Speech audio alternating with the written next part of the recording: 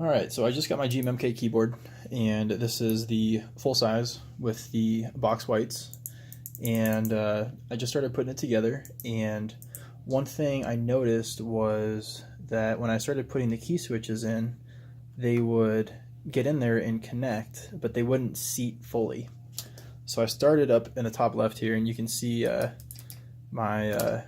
started putting a handful of them in, and I would put the switch in, but when I put the switch in, it wouldn't seat all the way. So I've got these seated properly now, but if anyone else is putting this together, I just wanted to kind of, do a quick heads up.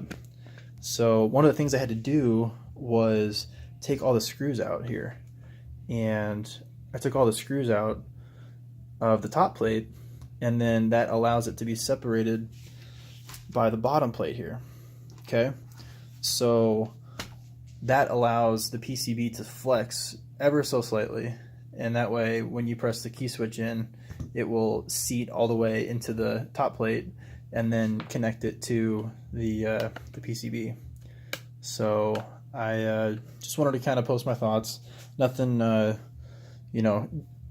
not a showstopper or anything, but I do plan on plasti dipping this white. I saw a guy on Reddit that had the 10 keyless and plasti dipped it white, and I am kind of a sucker for white keyboards. I did get the white keycaps with this, so yeah, key switch puller. Overall, LEDs look really nice. I just have it plugged in, doing my switch testing right now, so just making sure everything works as I put them in. So it's called keyboardtester.com. It's pretty common utility people use as they're putting them together. So just do a quick look at that. So you can see the ones in green are the ones I've tested so far. And as I hit the switch, you can see it shows up, and then you can make sure that you got your connection.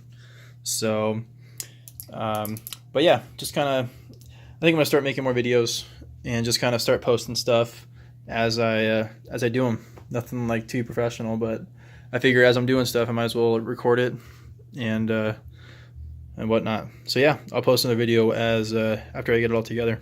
Thanks for watching.